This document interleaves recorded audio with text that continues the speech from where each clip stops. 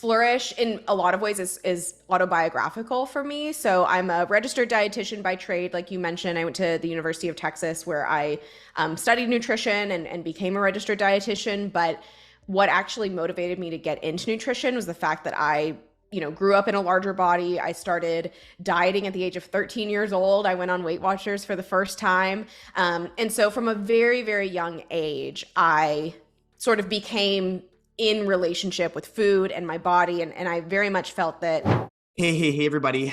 My name's Ryan Atkinson, and you are on the Business Cloud. Today, we have Claire Siegel, the CEO of Flourish, on the podcast. They are on a mission to help women get healthy for good by sustaining healthy habits and nourishing your body so you can flourish in life.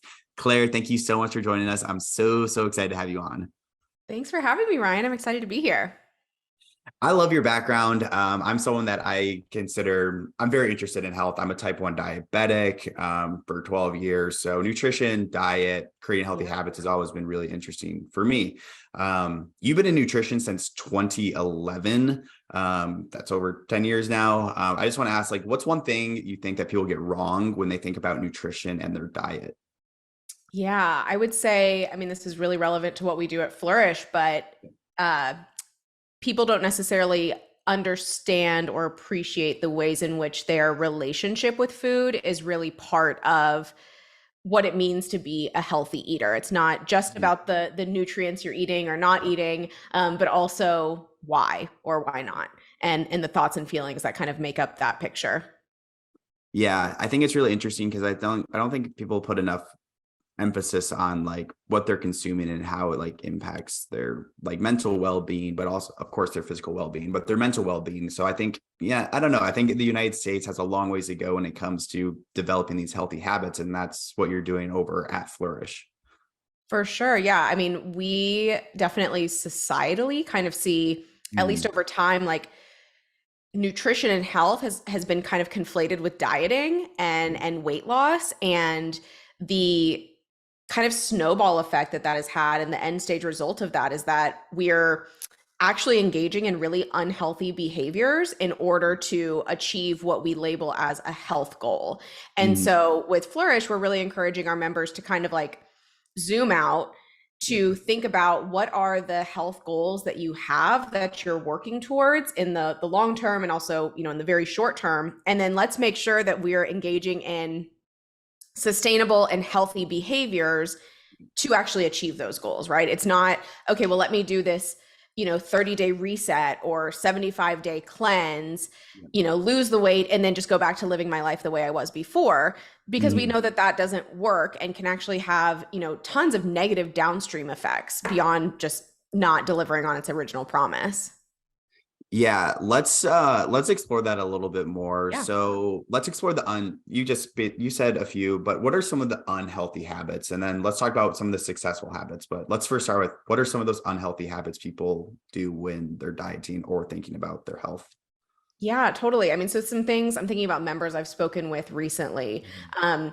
Things that come up are for a lot of the women that I work with, I'll see that they're not eating until they're halfway through the day. And for some people that works really well, but for them, it's I'm pushing and pushing and pushing through hunger. I'm denying my hunger. And then I finally allow myself to eat. And then I overeat to the point where it almost looks like a binge of sorts. So I would say that, practice of, trying to be good by restricting during the day only to end up, overeating or binging at night. Or sometimes that happens on more of a weekly cycle, like Monday through Friday. And then the weekend is we're off the wagon. That's honestly one of the most common kind of unhealthy or just not supportive habits that I see our members engaging in, kind of coming into Flourish. Another one is restricting or eliminating foods that you love. Right. So, whether that's bread or pasta or pizza, making those foods, labeling them as bad and then making them off limits only creates this kind of scarcity mindset. It becomes this forbidden fruit. So then whenever you're in contact with those foods, again, it ends up in a binge. So those are just a couple things that come to mind that I see that I see our members doing with good intentions, right? It's they want to be healthy, and we've been taught through years of dieting that that's the way to do it. But when we look at the end result, the fact is it's actually having the complete opposite effect that we were hoping for.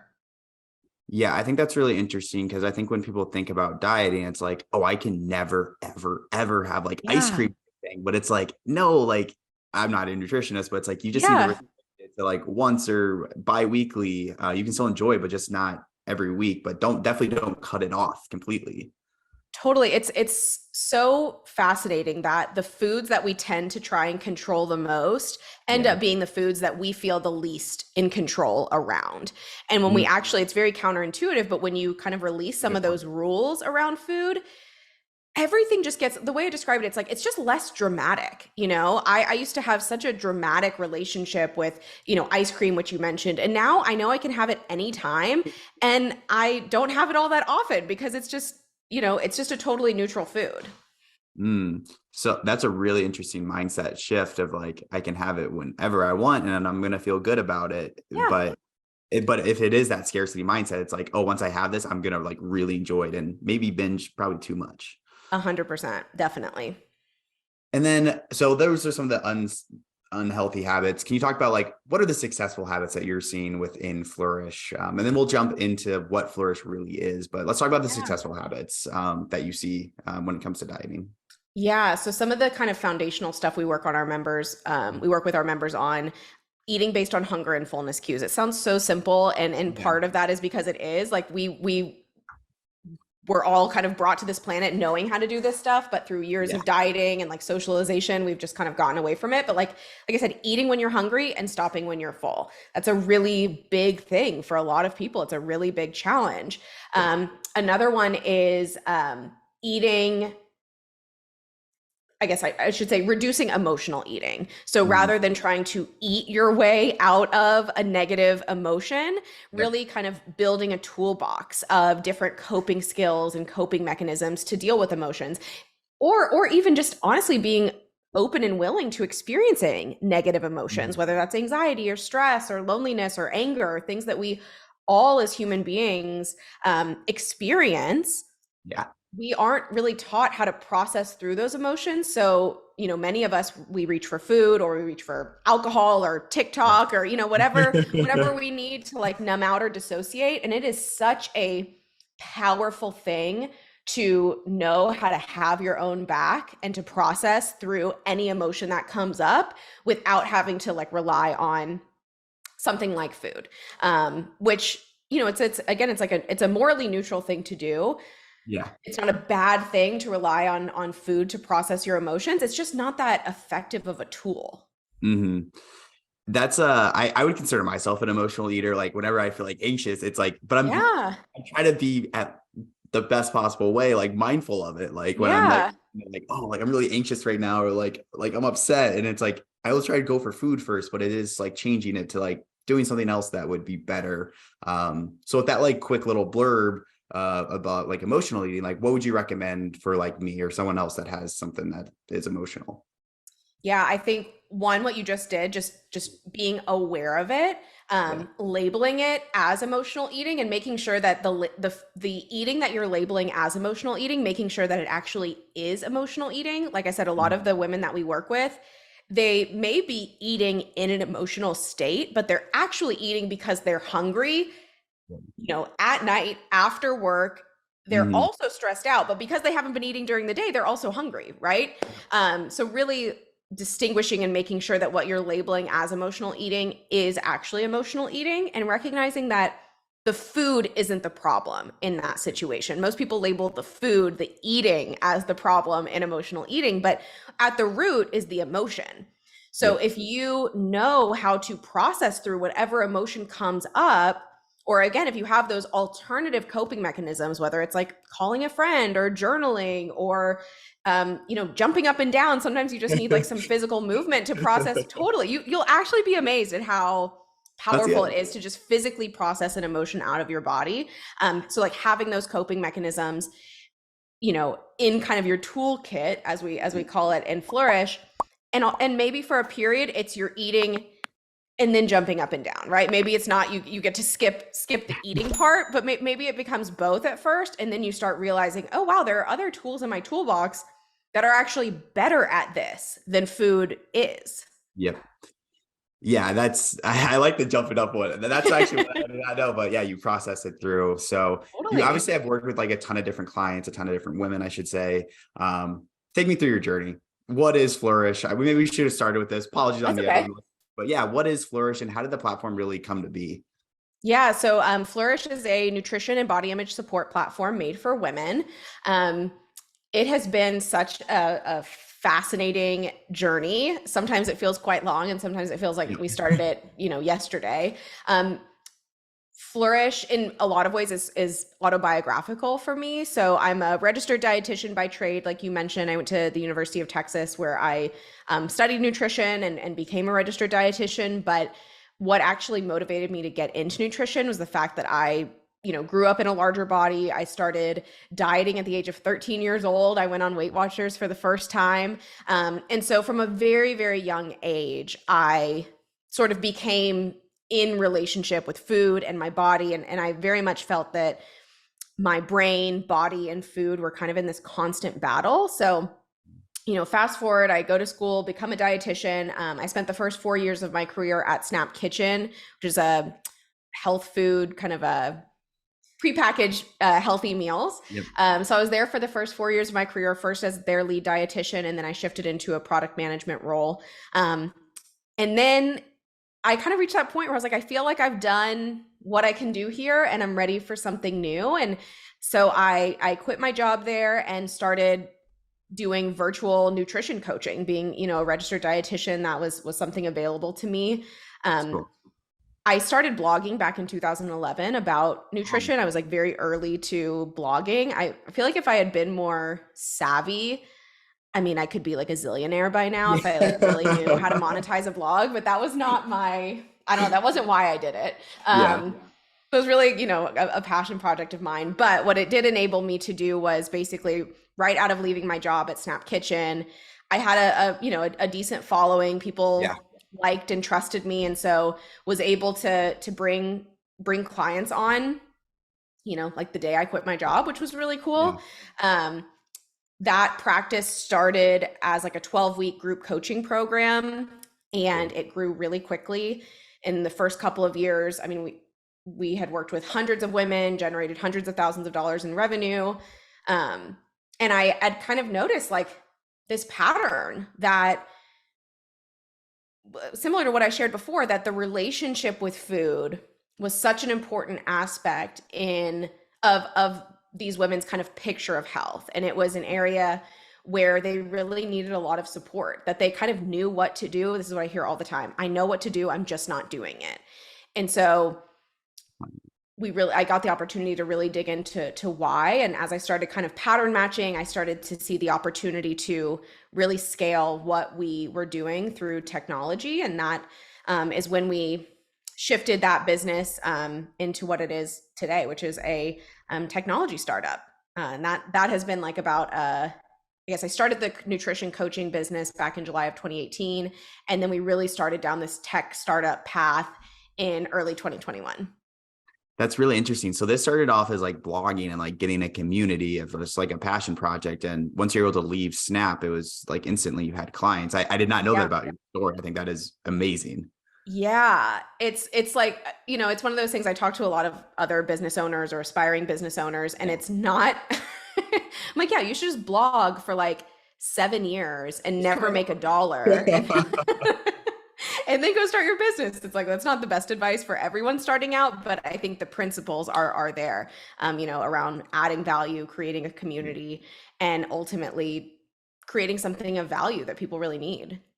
Yeah. And I think the value of community is something that people are starting to take notice on a lot more these days. If it's through that blogging, but I also know on TikTok, you have over like 22,000 followers. Like one of your latest videos had like over 13,000 views.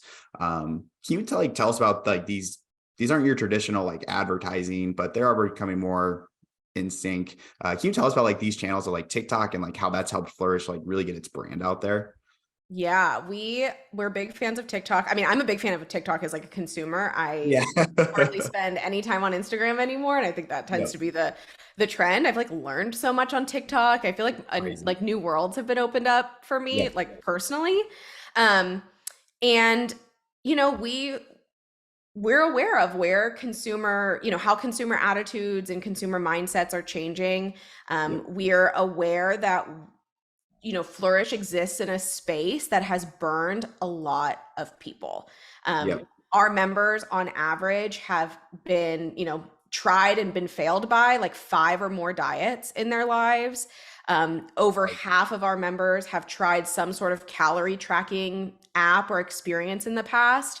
And through TikTok, we're really able to introduce ourselves, Yep. not just as a brand, but really the people behind the brand, which I think is becoming increasingly Yep. important. And we get to engage in this like kind of trust building um, part of the relationship before someone ends up downloading Flourish, matching with a coach, and ultimately signing up. So um, you know, we've been able to do that through TikTok. Another one for us is our podcast is Yep. another kind of Mhm. great customer acquisition tool and like trust building tool. Yep. And so we think a lot about that. We understand that our members are skeptical because of incoming members may be skeptical because of their history, and like we have nothing to hide. So, Yeah. you know, we make these kind of trust building motions to really welcome, you know, people into the Flourish community. That's interesting. So I have to ask, of course, like, why are people skeptical then? And like, why are they skeptical? Yeah, I mean, this industry kind of just sucks. Yeah. Like, and in It's some ways, I'm fair. like, am I in the industry or am I like fighting the industry? Is this like a Yep. David and Goliath thing? I don't know. I think it's a little bit of both. But like, we know that, you know, there's a statistic from the National Institutes of Health that 95% of diets fail. And that not only do they fail in terms of actually producing weight loss that can be maintained over the long term, they fail at that, at their Yeah. core, you know, the core premise, the core promise. But then they also have all these negative downstream consequences, whether it's disordered eating, eating disorder, increased body dissatisfaction, increased rate risk of chronic illness like diabetes and heart disease, increased anxiety and stress. Like it's just sort of abhorrent how much the industry really sucks Yeah.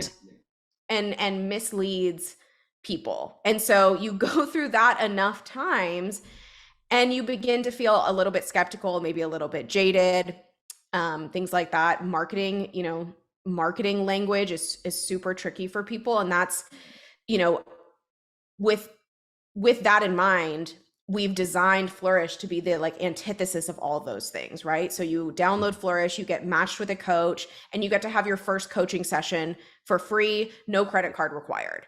All of our, you know, currently our memberships are month to month. You can cancel anytime. Like I put myself in the consumer shoes, and I think, what would I want as a consumer? What would I need to be able to check this, you know, check this product out, check this service out, and make a decision that I feel is best for me? And that's really like the ethos throughout the Yeah. entire, you know, Flourish experience. Yeah. One thing that I've like noticed, like just kind of taking this back is like you're going to like platforms where people are already on like TikTok and like podcasting, putting a like your face to the brand. Yeah. But you're also conscious about like what the consumer really wants. And like, oh, if I'm in their shoes, this is what they're gonna want. No credit card. Awesome. Who wouldn't love that? Yeah. Um, can you take us like through that? Like how have you practiced that? Was that like kind of by design or like I mean, I'm curious a little bit more because you seem to really know who your consumer is. And I'm sure that just comes from experience. Yeah. I mean, I think that's definitely one of, I don't know, kind of like the intangibles that we have, you know, founder market fit. I'm sure something Yeah. you talk about on the platform. And I feel like that is one of the things that I as CEO and co-founder bring to the table is really strong founder market fit, not Wow. only because I have the same lived experience that our core customer does, but because I've worked one-on-one with them for, you know, years at this point. Like you know, this business started, I was coaching every single member for Yeah. at least an hour a week. It was like kind of nuts. Um, and so and I guess with that has I've developed so much like empathy and like genuine care for the women that we work with, Yep. And so, I want the business to grow and to do well and to, make a lot of money and to, return money to our investors. Like at the end of the day, I am like a business person, Mhm. but I really care about the people that we serve. I really want them to have a great experience with Flourish. I want them to get, what they expect out of Flourish and more. Yep. And I don't know, I think it's part of like my personal values and the values of my co-founders and the rest of our team. Yeah, I love the concept of founder market fit because I feel like a lot of people when they're thinking of ideas are like, oh, what should I do? What should I do? What should I do? And it's like, well, like, what do you want? Like, what do you Yeah, need in your life? And I think that that concept isn't talked about enough is like basically serve yourself because if you need it, there's probably a lot of other people that need it as well. totally. And I think that certainly for like getting 0 to 1, that can be really valuable and really important. Yeah. And there are certain things where I don't know everything. So we do need to do customer discovery, or I do need to rely on my team Yeah. members or co-founders for their expertise and experience, right? So I think it's also a discipline of recognizing that there is a lot of me, like there again, Flourish is autobiographical in many ways, and it's Yeah. also a separate entity from me as well. And at the end of the day, we're here to serve our customers. And so that's really been the, some of the guiding light of how we got to be where we are today. Absolutely. Can you take us like how you like met your co-founders and what the importance of aligning the values is basically from the start? Yeah. Yeah. So when I started the coaching business back in 2018, right out of Snap Kitchen, I was a solo founder. I kind of was just doing it on my own. When we started picking up the pace a little bit and beginning to explore the transition from kind of like lifestyle business to, startup life, that's when I brought on Jonathan, who's also my husband. So John at Nice. the time was getting his MBA at Darden, and he just has, a really strong business background. He has prior entrepreneurial experience and enterprise experience. Yeah. And so when it came to kind of the point where we were beginning to look into raising capital, things like that, that's when he came on. Part-time, we got into Techstars in January 2021. And then when we started seeing some success in fundraising, he came on full time. Mm. Similarly, Dwaymian is our third co-founder, and also our chief technology officer. And I originally met Dwaymian. He was the former CTO of Camp Gladiator, the fitness boot camp startup. That's And cool. so I had met him like maybe once, when Snap Kitchen and Camp Gladiator partnered. And, you don't forget the name Dwaymian, and No. he's just awesome. Yeah. So again, when John and I were exploring this, the tech space, I was like, okay, well, we need a technical co-founder. Yep. Not easy to do. And I was on Co-Founders Lab, and I stumbled upon Dwaymian. He was actually already working on his next startup. So he began to support us in a fractional capacity, part-time while we were going through Techstars. And Yep. then, in fall of last year, he came on, full-time co-founder status, the whole bit. I couldn't, it all worked out in a way that, I could never have imagined. And so I feel really, really lucky to have both of them. And I think the three co-founder thing for us works really, really well. There's like a really good balance between the three of us. Interesting. I'm going to ask a question. I don't know if people like this question, but Yeah. what's it like doing business with your significant other, like starting a company? Like, how do you divide that in the house? Because it could be on your mind all the time, but like, how do you have that divide? It is on our mind all the time. Oh, And all the time. And, you know, it is amazing in so many ways, and it's really hard in so many ways. I don't want to paint like a fake picture. It's just not me. Like, we are talking about it all the time. And we have the couple, typical couples arguments that couples have, and then we have like the work arguments that we have. But we've really made it work. I think it was hard for the first couple of months, just the adjustment. Bringing in Dwaymian as a third partner has Mm, created such a great balance for us, yeah. because there's a third person in the room, there's a third person to help make decisions. It's just kind of like a nice, like balancing, forcing function, I guess, if you will. And we've just learned, like John and I in our relationship, like what we need to do to try to sort of separate church and state, although it doesn't always work. Yep. But we've taken a couple of great vacations this year that have been really, really like restorative from like a relational standpoint.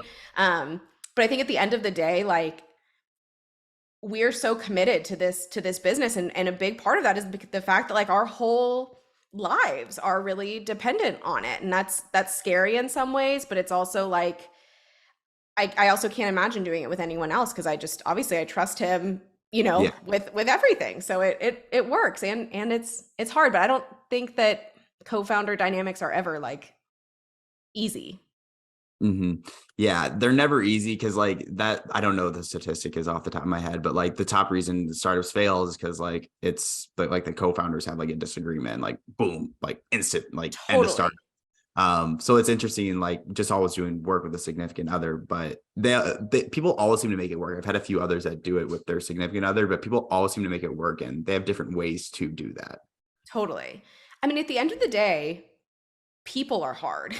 Yeah, Like people are just not predictable. yeah, We're emotional. We don't know how to deal with our emotions, things like that. And that's just something I've learned. Like the people are in some ways oftentimes the hardest part of the business, whether it's your team members, your customers, things like that. And it's been fun to kind of, amp up my own like emotional intelligence, and also do a lot of my own internal work to make sure that I'm being like my best person when I show up. yes. And that leads me, that was actually a perfect transition to my next question, talking about like emotional intelligence and like being your best person. You've been in nutrition, like I said, for since 2011ish. You went to school for it. You built this app. You've been at Snap. I'm curious, like, is there a time in your life where you felt like you grew the most? Oh, I feel like I'm in it right now. Mhm. Like I really do.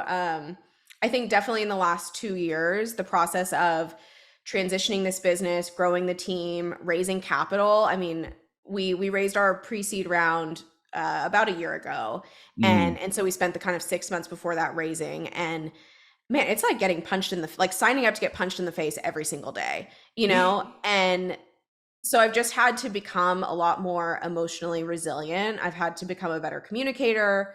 Yep. Um, I started working with an executive coach around that same time. And I think Mm. that combination of things has created a lot of growth. So I think I'm in it right now. I feel Yeah. like I'm kind of emerging from this chapter of growth. And I think I hope to always be I hope to always feel this way, that I'm always challenging myself and growing in some ways. That's one of my core values is growth. So I think that that sounds on brand for me.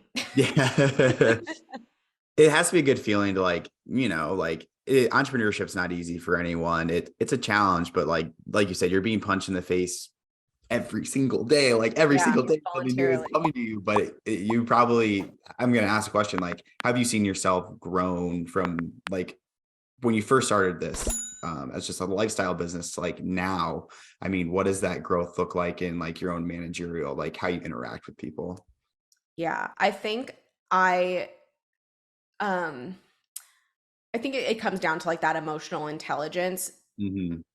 On one hand, I think first and foremost, knowing how to process my own emotions and having like the tools and skills to sort of separate myself from my emotions a little bit, but also to lean on them and to sort of like use them in a way that makes sense, right? I do want to show up as my whole self at work, as Yep. cliche as that sounds, right? And being able to share with especially my co-founders if I feel anxious or scared, being able to do that in a way that's responsible, that doesn't Yep. send panic through the rest of the company, um but sort of like leverage vulnerability in a responsible way that creates the freedom for everyone else to be vulnerable and kind of sets that example. I think that's definitely been an area of growth for me.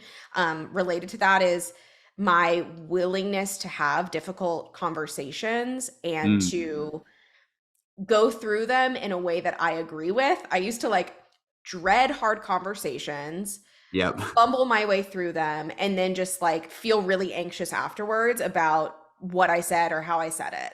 And now it's just so much less dramatic because I know it's like it's part of the job, you know? Mhm.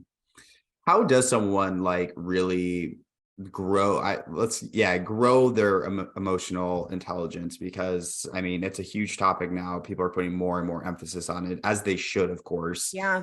How does someone really like, how are they mindful of that, about like making sure that they're understanding someone else's emotional needs and but also their own? Yeah, I mean, I think it starts with your own for Mm. sure. A lot of times we put others' emotional needs ahead of our own, which seems like nice and, warm and fuzzy and selfless, but it really tends to backfire. So I think number one is just developing your own sense of state, I guess you could say. And that for a lot of people will look like just developing an emotional vocabulary. So something I do in our co-founder, we do like bi-weekly co-founder like long meetings, like, Mm. 3 hours, we call it sink and drink. And usually they have like Think a and drink. whiskey I and like that. I don't like drink a lot these days. So I usually don't participate that much in the drinking part of it. Just, I don't, it messes with my sleep too much and I just value my sleep. But anyway, I do a feelings check-in, and I remember in one of the first times I did it, Dwayne was like, "I'm fine. What's going on?" And I was like, "No, no, no, no. Like we're just doing a feelings check-in. Like how do you feel? So like working on that emotional vocabulary, I do it with our members too, and then again developing tools for processing through those feelings, and then just looking for signs of feelings in other people. I do that on like Zoom meetings all the time, especially in the team setting. I'm keeping an eye on like everyone in the room to watch body language and things Yep, like yep, that. yep. So, yeah, I think just being intentional about it. Once you're aware of it, you're already starting to do it. Yeah, I think body language is like a topic people don't really like talk about enough per se. There are a lot of times I swear to God, I do this in Zoom where like they'll do something. I Google, I'm like, what does this body language mean? Yeah, If you want to read someone's mind, just kind of basically look at their body language about what they're doing. 100%. And then also asking sometimes, like, Yeah. you know, I'm sensing you may be feeling nervous. Is that right? Mhm. Like, did I actually get that right? Because Yeah. also like I've been wrong. I've sent a Slack message to a team member. I was like, hey, I noticed that you seemed a little stressed. Did I get that right? And sometimes the answer is no. And it's like opens up the space to have the conversation. But it's definitely like a precedent we've set for the team, just that we talk about our feelings. One of our values at Flourish, like team values, is own your energy. So Mhm. really That's kind of owning the energy you bring into the room, kind of taking responsibility for that, but also, on days where you're low energy or sick or, not feeling up to it, whatever, just recognizing that we hold space for that and respect that. Yeah, I think it's super important for leaders like you to really allow that space to be there for you're able to express your feelings about how you're actually feeling. And like the best leaders I've ever studied, have ever came across, they all allow this. And I just don't think enough people do it yet. I think we will get there where it's like, please come to your best self at work and like what's on your mind. So I applaud you for already doing that. Thanks. I appreciate that. It would be sort of hypocritical, for given what we do, the nature of our Yeah, company, true. to not be that way behind the scenes. So, try to live up to that. Of course. And so we are coming down to an end on this podcast. I do just want to ask, I'm 23 years old. A lot of people that are listening will be around my age, maybe a little older, give or take. What advice would you give to someone that's 23 years old, young 20s, mid 20s? One piece of advice that you would give. Okay, well, if you're in your like early to mid 20s and you're listening to this podcast, I already feel like you're doing probably so much right.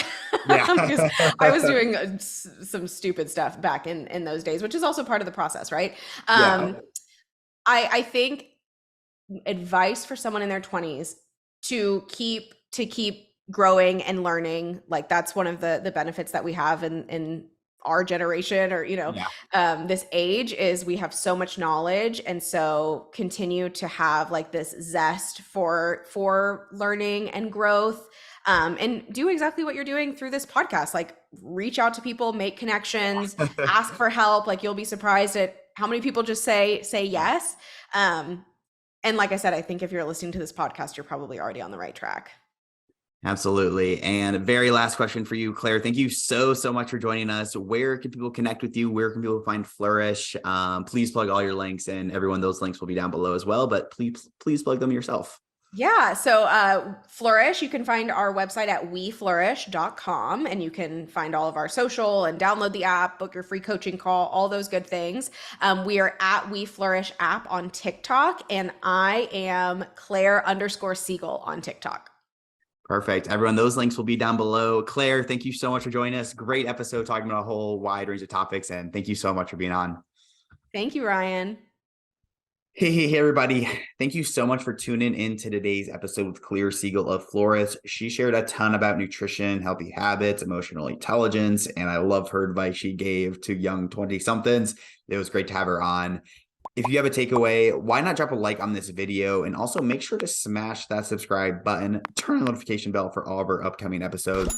I will drop you a hint. We have so many great guests lined up for you. We don't want you to miss out on any of them. And lastly, while you're here, to keep getting great guests onto this show, let's whip out that smartphone and head to Spotify or Apple Podcasts and give us a 5-star rating as well. If you loved Claire, I'm confident you'll love these other entrepreneurs. And to keep on watching, click these links right here.